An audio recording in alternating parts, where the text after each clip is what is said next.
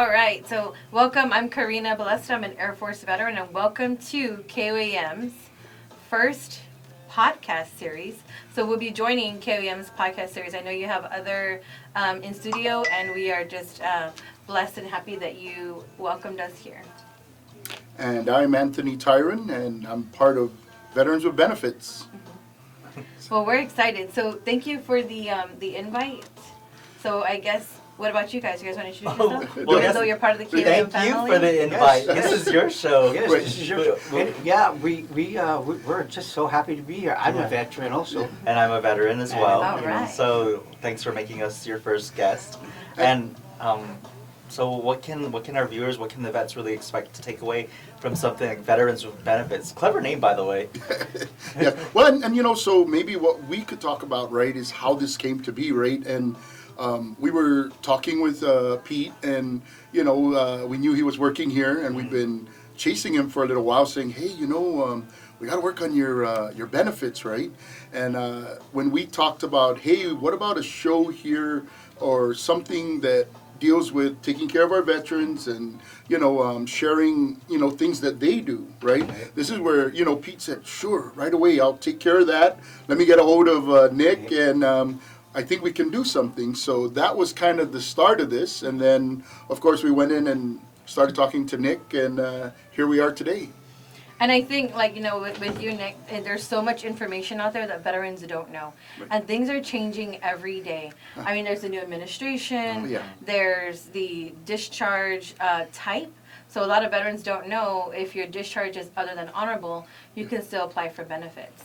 So we keep on top of, you know, all the changes. And we try to push it out as much as we can. And this is another outlet for us to do. Well, thank you all for your service, first of all. I got out of the service. I was in the active Army. I was a food service specialist, but I've been out for 18 years now. It's the same amount of time that I've been working in broadcast. Oh, wow. Oh, wow. Yeah, for you, Pete? And then I was actually I went in '79. Yeah. Is that during the war? It was after, yeah, because they had at the time we were issued the OD green Yes. Oh, uniforms. yeah, yes. Yeah. Fatigues, right? What that's called fatigues? Fatigues, yes, yes. Until when I got to my regular duty assignment, which was in Germany, that's when I actually got one pair of battle, you know, Dress your BDUs. No, BDUs, yeah. Oh, there you go. And that's I go, wow. Well, in Germany, BDUs really it's not necessary because it's cold place. Yeah, and that BDU was meant for jungle warfare For and stuff. heat, Yeah. yes. Mhm. But yeah, I was stationed in Germany, and then from Germany, I when I got out in '82, I went straight into the Army Reserve, and I actually volunteered because of my field. They didn't have my field, so I went ahead and volunteered for 100 Infantry.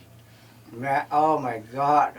100 Infantry, go for broke. Oh, yeah. Yes. Those guys have been deployed quite a bit. I don't know if you know Yes. that. It was nothing A lot but- of the folks from Saipan, Saipan, CNMI, right? Saipan, yeah. They came over here, and they're very proud of being a part of that. Even just the name that they have, right? Go for broke, right? Go for broke, Oh yeah. man, that tells you a lot about them, man. So we met all the battalion Go for Broke when we were all brought over to Hawaii for a big training. Uh-huh. We even met the Samoan Go for Broke unit, and they were amazing. I go, whoa, those guys are giants. But Saipan gave them a run for their money. Ah, It was great. Yeah, it was fun. But remember, when you're in infantry, Yeah. it's a lot of ground work. Yeah, a lot of Food stress training. on the body, on your feet, Yeah. right, our knees. That's why they teach you that at basic, I guess, Yes. right? Yeah. Well, and a lot of things have changed, right? I mean, we're talking a little bit about uniform, right? When you talked about going in and only having the fatigues, right, and then moving to BDUs, right, Yeah. which is battle dress uniform, they've even gotten even more sophisticated when it comes to what these actual materials are made of. Yeah, Like, you know, they have like the ripstop. You talked about, you know, the warm weather BDUs, BDUs, yeah. and then they also have cold weather Cold weather, BDUs, yeah. right? So now they have both of those, right? And then I think they started using almost like a digital pattern, right, of the BDU. So, you know, of course, it just depends on which era we all went in on, right? And then to top it off, that BDUs for warm weather, like Care for Guam. I don't know if any of you know that, but it's also a flotation device. Oh yes, yes, they train for that. The one we had before we went. Well, I was in the Air Force. The one we had right before we went to the ABU. Uh-huh. Yeah, Oh, it's a okay. flotation device. We were trained for it, Yeah. and it was amazing. We couldn't figure out how this uniform become a flotation device. Uh-huh. So we had training on it in a swimming pool. Yeah. And when we all jumped in, everyone's trying to figure out, now how does this thing float? Gotta fill it up with water. If you button up, you button up everything. And you're given enough to breathe in, and you blow in, yes, and seal it. And your Oh. uniform becomes, inflated. Oh. I said, wow, and it worked. It really did. Where else did you? Well, when I was sent to Fort Leonard Wood, Missouri, asked for heavy equipment training. When I got back from that, I got another letter stating that they would like for me to, go to Fort Lee, Virginia, for 8 months. And I said, I just got back. And at the time, though, my wife, so I had young babies. I was thinking about maybe making another one, but not. But anyways, my wife just, couldn't handle that anymore because I was already gone and then coming back and then going again. Yeah, she was not going to handle that. So that's actually when I just, because I was in the National Guard when I went in, I was strictly just volunteering to go in, and serve. And maybe to talk a little bit along those lines, right? When we're on active duty or when we're called to serve, do man days or, Yes, there's a war that we have to go support, right? That's when you actually think about what you just said, right? The kids, the wife, the family, right? Yeah. If the family is left behind and you have to go, do your job, right? Go to combat, right? Go to a position where you have to help support those that are in combat, right? All those things are things that our veterans have been through, and when they get out, right, they still don't think that they're entitled to benefits sometimes, Oh, there's right? a lot. Yes, There's a lot. and what that means, right? Touching on that particular topic, right, is like, hey, look, man. You're entitled to these. These are your benefits to go after, right? Yeah. And when we talk about this a lot, right? It's like the veterans need a mission. If we don't tell them, it was almost like, hey, you know what, Pete? Why don't we do a show, right? That's when in your mind you said, I think that's something I have to go do. Yeah. And then you reached out, and then even talking to Nick, who's also a veteran, right? Okay, he wants me to do this. I think we got to put this together. It's like it was meant to be. Yeah, and Yeah. here we are, right? It's like, man, but these are the things that even today, right? Imagine we're talking years ago when all these things are still going on. There's been veterans since that time frame all the way up until today. Right, Right. In your era, so on Guam in 1962 to 1980, right? That's the exposure time for Right. Agent Orange. Yeah. And the VA has already conceded that if you swear in from here on Guam during that time frame, or if you served here during that time frame, you're exposed to Agent Orange. And with that in mind, that means that there's a large number of our veterans that who swore in from Guam, and as a result, are exposed to Agent Orange, Right, which right. means that they need to be pursuing their benefits. Yeah. And that's one of the things that, when we look at all these things, right, we think about, okay, well, the family, right, we got to take care of them, right? We talk about who is this for when we go after our benefits, right? And a lot of times our veterans won't go after it because they think it's something for themselves, and we're so selfless in, hey, no. They trained me when I joined the service. Right, This is what right. I got to go do. And it's not about me all the time. It's about helping other people, doing my job, getting the mission done. Yeah. And when that happens, now our veterans are like, okay, that's my job.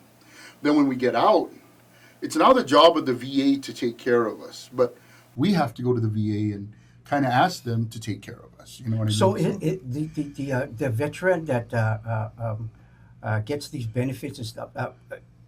Is this also including the family, the wife, the Yes. children, right? Yes. So it does help the Yes. Yes. wow. So once the That's veteran is great. 30% service connected, then they can start getting compensated for their dependents and their spouse. What happens if the veteran is deceased? So if the veteran is deceased, it depends. So I think the question is what benefits pass along to the dependents if the veteran is deceased? Right. So it depends on the excuse me, the veteran's status. So if the veteran's a retiree, of course the dependents will get the retirement. But if they're just a veteran that served, let's just say 4 to 6 years, then if they're service connected, then the dependents can get something. Does so- the spouse have to have Yes, documents they have to apply. right? But they have to Yes. produce documents. And then there's veteran. and then there's regulations, right? Of like, so it's what they say is you have to have passed from a service connected condition, Yeah. which is why we encourage the veterans to file for everything that you have a problem with, right? Because right. the more you file for these conditions, you don't know, we don't know what we're going to pass from. But there's a very rare chance that we're going to pass away from ringing in the ears. I mean, Right, I don't know, but it right. could be connected. But Yeah, again, if you're service connected for tinnitus or ringing in the ears, right, and you happen to pass away from that condition, and it has to be noted in the death certificate. The doctor that Yeah, has to right, note that right. down.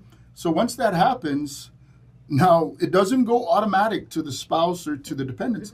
They have to apply for it. Yes. Yeah. So if you pass, the spouse has to go in and say, hey, I'm applying for what's known as DIC, right? And then from there, the VA reviews the claim and pays the amount. Now, if you're 100%, and that's about $4,000 a month, right? And so that's the spouse At and 100%. one dependent, yes. Okay, and then so it's not that amount; it's like about a third of that. So the DIC is 1,600. In 2025, it's about 1,600. Yeah, which is, but it helps the family. Yes. Every little helps. And Yeah. here's the thing, right? We have a lot of Vietnam veterans that are here on island, right? We had a large number of our veterans who are Vietnam era veterans, and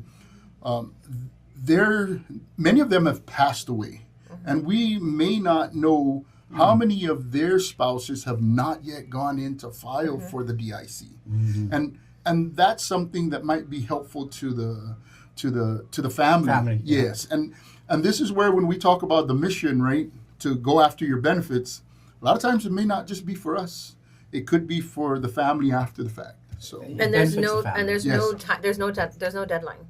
So a veteran will say, well, my husband passed away, can I still apply? Yes, you can. So a lot of veterans don't know that. A lot of spouses don't know that. A lot of dependents don't know that. They don't know that they can apply for something. I got a phone call a few weeks ago from a daughter who said, hey, my dad passed 11 years ago. My mom just heard about DIC, can she apply? I said, yes, there's no timeline. You won't get back paid, but there's no timeline on when to apply for your benefits. And that's the same for veterans. There's no timeline to file your VA claim. And another thing is, we talk about, spouses and children, right? We've seen, some veterans who are, grandparents, and maybe sometimes they inherit their grandchildren, whether their children had passed or, for whatever reason they become the guardians for Right. their grandchildren. Those grandchildren, if they're adopted and cared for by the veteran, can actually receive benefits also. Qualifies for Yes, it. Wow. but I think there's regulations for it, and on top of that, it's parents can actually become dependents of veterans. So again, there's rules about that, which means the VA actually covers quite a bit of services that run the range of the veteran to spouse to children, and then even as far as your parents. So, if you know you're a veteran, okay, to move forward, what was the first thing that you need to do to Why Can don't we we? have you guys tell your personal stories actually? Oh, yeah. Let's So start I was with going to get Karina. to him. But and- are you done telling the story?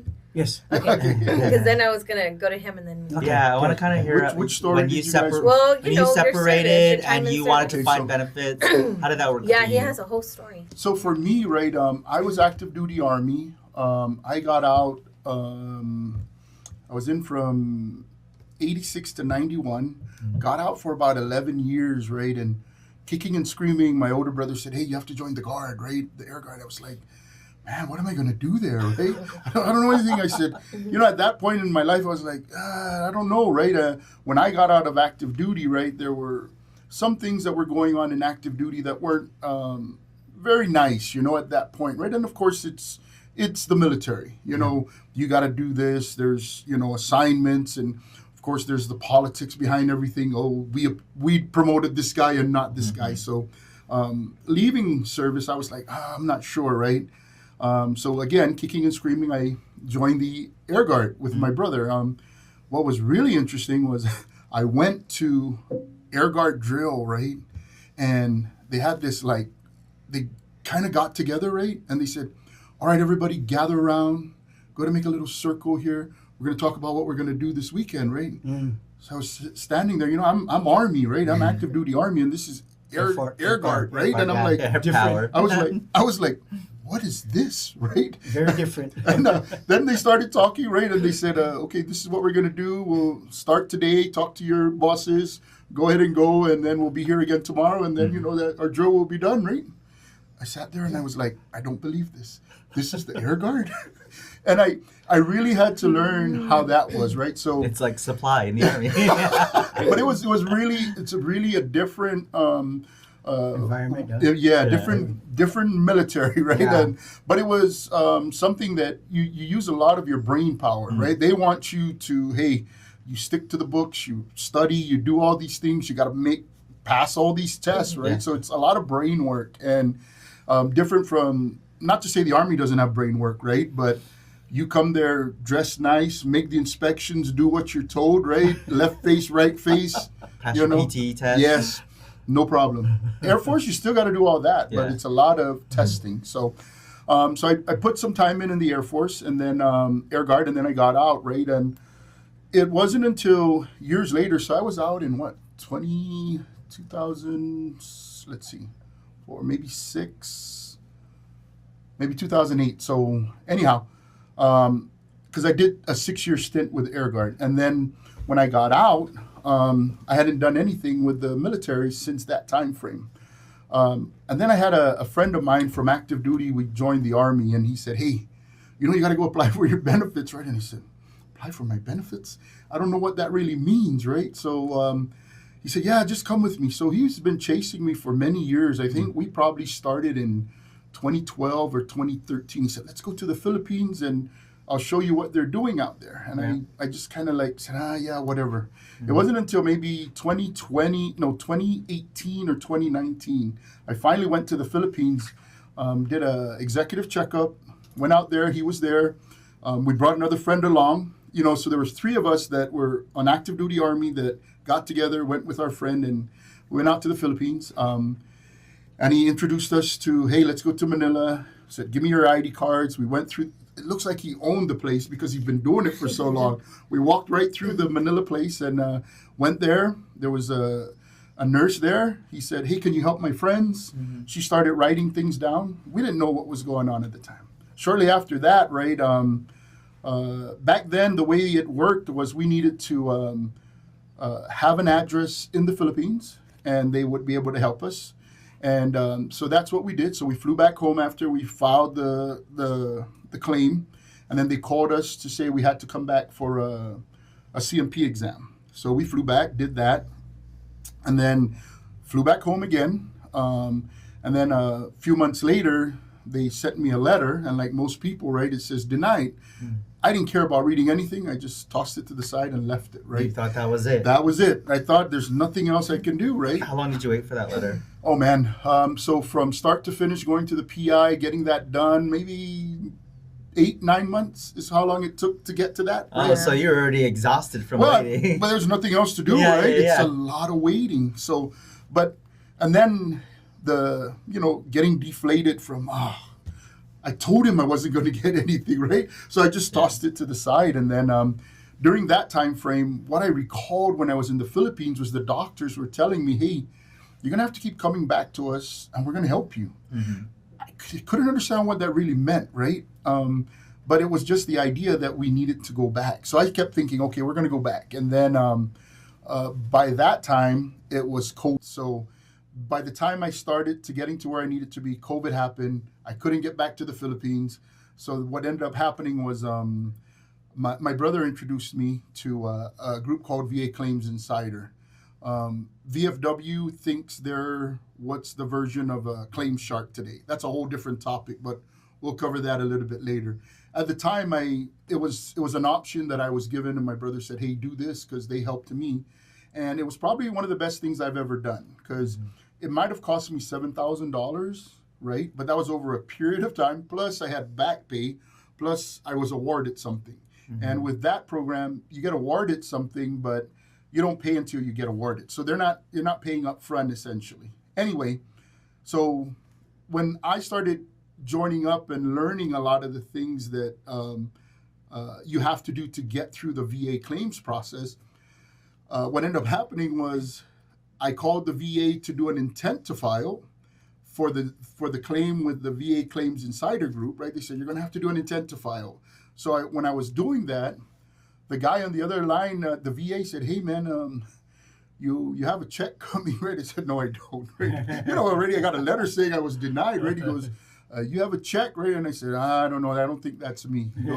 He goes, "Are you Anthony Tyron?" I said, "Yes." He goes, "Yeah, there's a check here." I said, "Oh, man, I don't know. I don't trust that," right? And then he goes, "Is this your mailing address?" I said, "Yes." He goes, "Okay, yeah, check's coming, right?" And I said, "Okay." I still didn't believe it. So the check comes in, right? And I said, "Wow, I got a check, right? Has my name and everything." I still didn't believe it. I took the check. It's a pretty sizable check, right? He said, "I'm going to put it in the bank." So I put it in the bank, and I said, "I'll just wait," right? And shortly after that, right, a few days later, the note comes in, the letter that says, "Hey, we've awarded you, 40%, right?" And I was like, wow, I did absolutely nothing but bring my DD-214 Right. to the Philippines and apply for benefits. So when I talk about, hey, you guys that are veterans, just apply.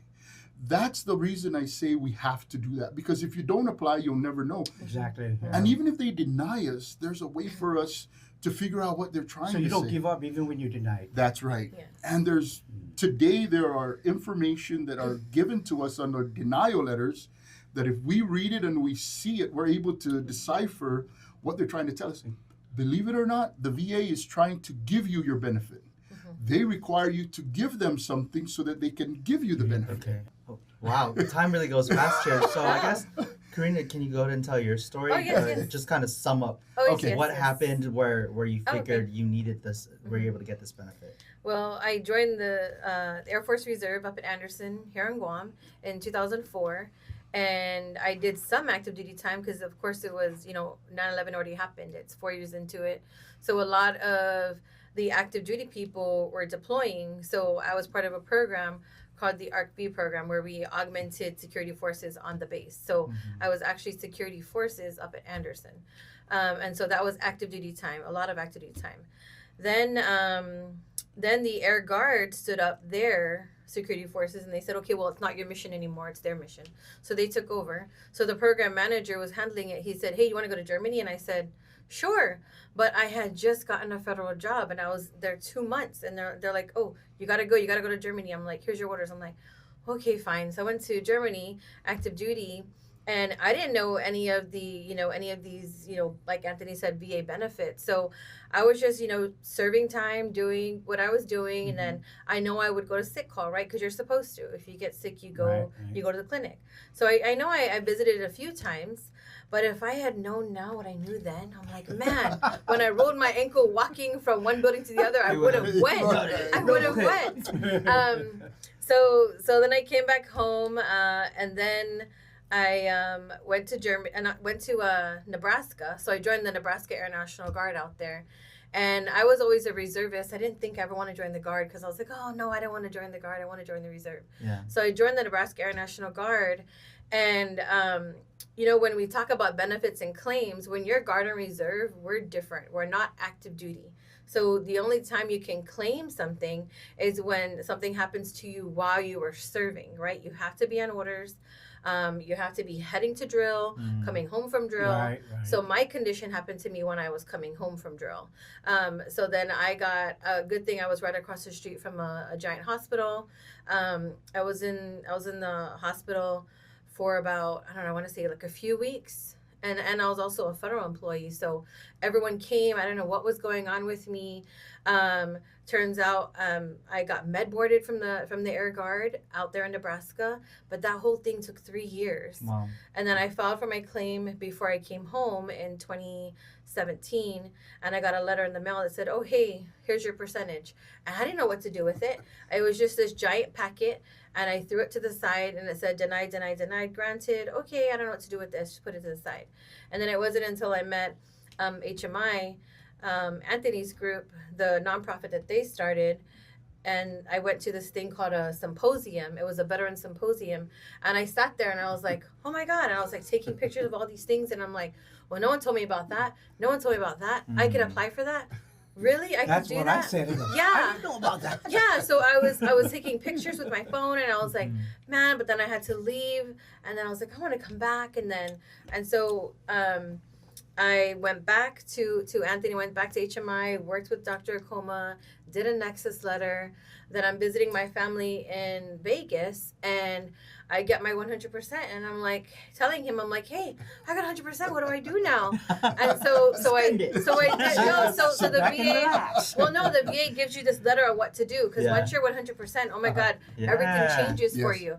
So I was on Nellis actually with my brother, and so I said, oh, I could do this. I go to the nearest ID card place. So I made an appointment online for the Nellis Pass an ID. I got my 100% ID, and I'm like, this is cool. And then he said, well, since you're out there, why don't you go here and here? So I actually got to visit Las Vegas Veteran State Home. State Veterans Home, right? State Wow. Veterans Home. It was Yeah. nice. And we could actually have that out here, and Yeah. it's interesting, right? That's the There's- future. So yes, Yes. lots of stuff. So You're- where do people go then if they wanna reach you guys? Just because we're out of time today. Oh, but we are, This is okay. just the beginning. Oh, We're yes. so happy to have you guys along Oh, with yeah. us in the podcast Okay. network. But just kind of let people know if they want to contact you immediately. Sure. So you know, if there's any veterans out there, there's gonna be a lot of veterans listening. Mhm. But our phone rings all the time. You can contact me at 671-682-7631. If you contact me at 671-688-3607, I usually will tell you, get a hold of Miss Karina Oh my because gosh. she now schedules a lot of the events, Oh. and then she'll put you on the chat groups, and then from there we kind of push it out. The things that we'll be doing, like our Yep. So claim we do benefits boot camps. we do boot camps every month. They're absolutely free, Mhm. and we do it in different villages. The next one is going to be February 11 to 13 at the Inalahan Mayor's office. Okay. Yeah, you want to get there. So. And then also for and then the weekends, you guys do. Oh, and then we do Wednesday. twice a week chatting with the coach, where we sit with you one on one, and we're like, hey, did you file? What are you doing? And then we help veterans create their accounts, because right now the VA is pushing everyone online, but no one really has the computer. No one's teaching them how to do this. Right. They just Oh, expect right. you That's where to you come in. figure it out on your own. Right. So we help the veteran get set up, and then they just take off on their own. A meeting where on weekends? Oh, so Wednesdays and Saturdays we meet at Hephzibah Clinic. It's right behind Hornet and St. Next to Anthony. St. Anthony. I'm really bad directions, but on Guam, you tell you go here and here, and that's the building, and it's Yeah. so right behind Hornet. Okay, and I think we're wrapping up, right? Are we wrapping up? So do I get to say hi to Knox and Aaliyah and to my mom? It's your show. So I want to say hi to Knox, Aaliyah, and my mom. All right. Thank you. Thanks. And I Thanks. guess now you guys can go help me with my benefits. Oh, this Yes. is fun. Let's do it.